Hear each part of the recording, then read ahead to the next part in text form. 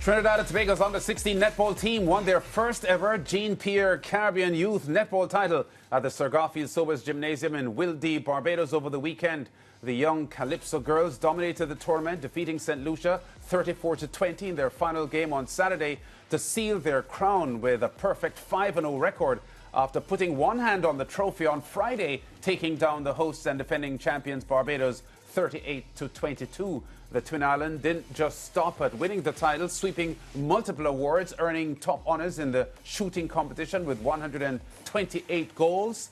They also won Best Team on Parade, Most Disciplined Team, Team with Best Spirit, Best Goal Average and Best Defending Team. Shan Lewis was named the Most Valuable Player and Highest Scorer, while Michaela Grant took home the Most Accurate Shooter Award in the shooting competition, while 6 TNT players were named among the team over the tournament.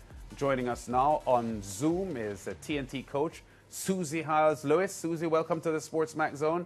Let me congratulate you from the SportsMax Zone on the TNT success. Appropriately, finally, because Pierre is an icon of netball in Trinidad and Tobago, and finally your girls have put your hand on that trophy. Yes, I'm really excited that it was a sense of accomplishment. You know, going into the tournament, we was under a lot of pressure, but it's never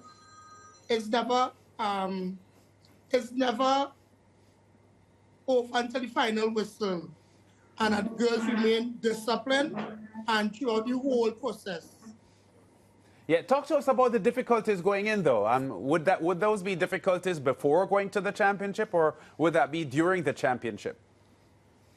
It didn't have much difficulties going into the championship because we know that we stay out of the tournament for 2 years. We had a lot of built-up tournaments, especially the island vibes that happened in Jamaica. We went to that to restore some kind of glory that we had. It was to sit out of the tournaments to able to train and practice and to get that elevation into the game transition to become victorious in this upcoming tournament. Yeah, talk to us quickly about what this title means for TNT, because I saw you quoted in the Trinidad Express this week saying this win actually gives us hope that netball is not dead in Trinidad and Tobago. Now, can you talk to us about that statement? Because, of course, you've never won this title in 21 years, but as a powerhouse of Caribbean netball, even regionally, I think you've fallen a little bit in the past decades in your standing as a Caribbean netball powerhouse. I think that nothing happens before its time. And this is the right time. The development pathway has proven to be successful as these girls have transitioned from the under-14 to the under-16. So going into this competition, we have proven to be successful. And as I said, nothing has happened for its time, and this was just the right time. Let me jump in here. Congratulations again, first of all, on the historic victory. Shan Lewis and Michaela Grant are going to be the talking points, but championships are won by defense, and of course your team was named best defensive team in the competition. Talk to me about those defensive players and the value that they brought to the team in this tournament. So I'm an old school kind of coach that I take defensive strategy from Miss Jennifer Frank and Miss Althea Luces. There was one there was one with the 1979 team. So, you know, combining their skills and my knowledge to put into the girls and them to develop that defensive strive that they dominate in the circle. A little bit of rugby, you know, with the power lift, a little bit of every aspect of every sport. included to make that defensive work line happen. And of course, your mid-court players, obviously getting the ball into your two main shooters, you know, obviously they played a very critical part as well. You know, who are some of those players? Bring us a vision of what those players are and the value in terms of the ability to get to your scores. 128 goals is not anything to sneeze at. And obviously, Michaela and Cheyenne benefited from that kind of play. Talk to me a little bit about your mid-court players and how successful they were in your eyes. So we had a little experience from Adriana Martin, Chelsea Gardner, Anisha Hiles, Sophia Hernandez.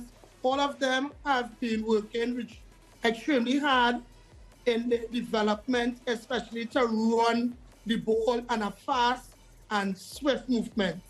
And in the center court especially, they do a lot of individual track training, so the ball movement, but they incorporate with the fitness level to get the ball down to the goal attack and to Michaela, the goal shooter.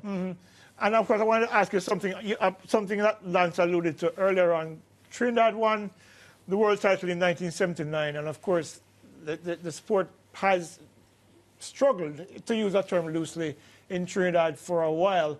But when you have players like Samantha Wallace, who has played in the Scrum-Corp Super League and has won titles with her team, the New South Wales Swifts, are the players not inspired by what she has managed to accomplish over all these years? Yes, I think, I know her legacy, her contribution to the sports and development in Trinidad and Tobago, because really appreciate the feedback, the good criticism, also the bad ones, the love of feedback, and her energy that pulls to the sport, the passion and the drive and the commitment that here, well, ladies, we can do it from the Caribbean, but Samantha alone can't do it out there. Everybody has to make a name and everybody has to make a pathway for the sun. So next 2 years, I might hear Cheyenne Lewis, Anisha Hiles, Adriana Martin, Sophia Harper, this Nefertiti Barrington, Michaela Grant, this is Joshelle Jacob. These are the names and faces you will see in netball and even inspired to reach out there to play professional. Yeah, Coach, talk to us quickly about your progress in the tournament, though, because Barbados were labelled favourites to win the tournament. They had been champions 3 years in a row, the past 3 years, 6 times overall. They were at home, and their coaching staff appeared really, really confident. But you beat them quite comfortably. Was that the most satisfying victory that you had, or will your closing victory against St. Lucia that cemented the title top that Barbados win for you? Beating Barbados is always, it's like 2 powerhouses of the Caribbean. And beating Barbados, but 3, Jamaica, Barbados, Trinidad. So Jamaica was not in the tournament, so Barbados was the next powerhouse that my coaching style really take a pattern from studying teams. Studying teams, especially Barbados, when we went to the competition, there was an all-wrong team. So I know the missing link to Barbados team to Trinidad and Tobago team is goal attack. I explore them in different sports with Cheyenne Lewis. Cheyenne Lewis is my daughter involved in basketball, so we can get a little edge in the circle where she dominates like the 1-2 layup to attack the space and the gap. So that was a big factor in our progress, and that was a big factor in being disciplined on the court also by listening and transferring everything that you was taught into the game to be victorious. And as I was saying, they say, revenge always sweeter when at home. It is feeling the most. Yeah, talk to us about the St. Lucia win now, because St. Lucia were previous champions as well. And I know it must feel a little bit unsatisfactory as a Trinidad and Tobago netball fan to see other countries outside of Jamaica and Barbados winning these titles, and TNT hadn't won it before. So St. Lucia was your last opponent, and they had been previous champions. What did that win feel like, especially that it cemented the title for TNT? The feeling, as I said before, the feeling was very like inspiring. St. Lucia played their style of netball, and their style of netball is a slower style to our Caribbean style where we play to the music. So into the game, I told the girls and them just study concentrate on a music that they like and play into the rhythm of that. And that's how we captured the win. Playing our style of game, our brand of game, our movements of game to capture that edge against St. Lucia in the tournament. Do you think that this victory, you will see more young girls turning out for netball now? Do you think this will light a fire under other young girls who might aspire to be part of the Jean-Pierre under-16 and the Trinidad national team in the near future? Do you see this victory as being a catalyst for that kind of change in Trinidad and Tobago? Yes, a lot of doors then start opening.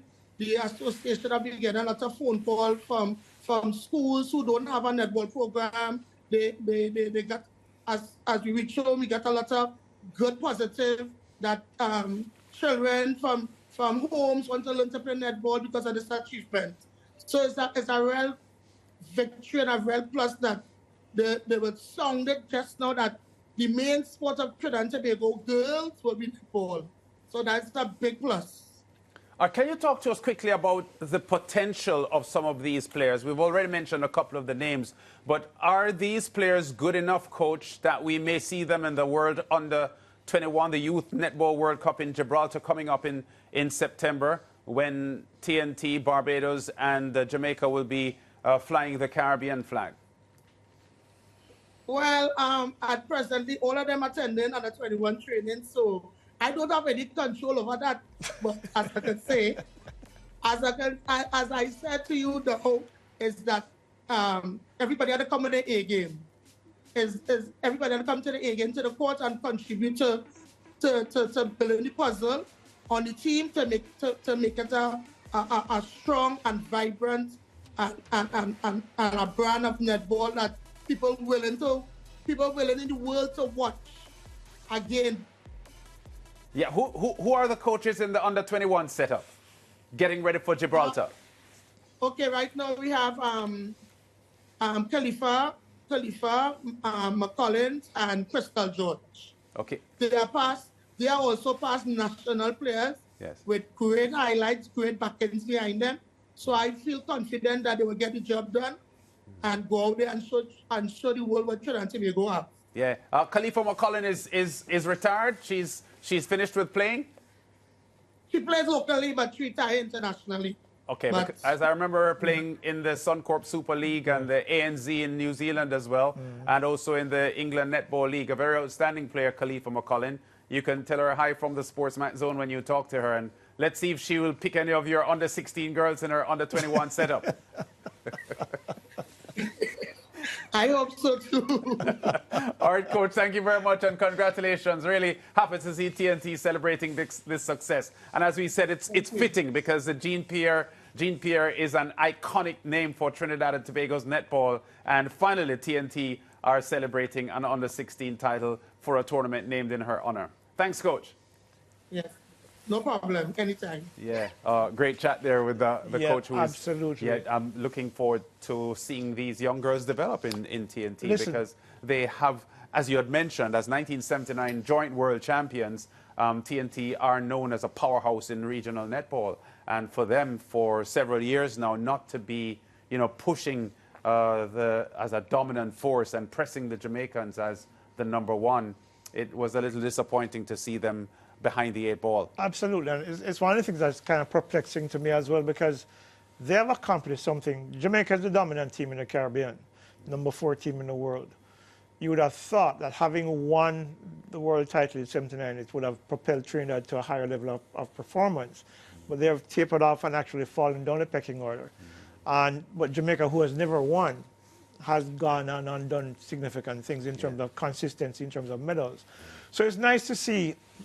And I am hoping that this now will be a pivotal moment for Trinidad and Tobago, where the success of these young ladies will then inspire more and a more organized program that will yield the kind of results that I think they deserve, because they have the talent. I mean, you mentioned McCollum, and of course, Samantha Wallace is probably the biggest name coming out of Trinidad in the last generation. For sure, yes. You know, so you're looking at the talent is there, but it's just that it needs a little bit of honing, I suppose, and progression. And I think this could be the moment that starts that process. Yeah. So great talking to Coach Susie Hiles-Lewis there on her success as a coach of the TNT Under-16 team at the Jean-Pierre Caribbean Tournament in Barbados. We go to break. We have a lot more to come on the SportsMax Zone. We'll be back in a moment.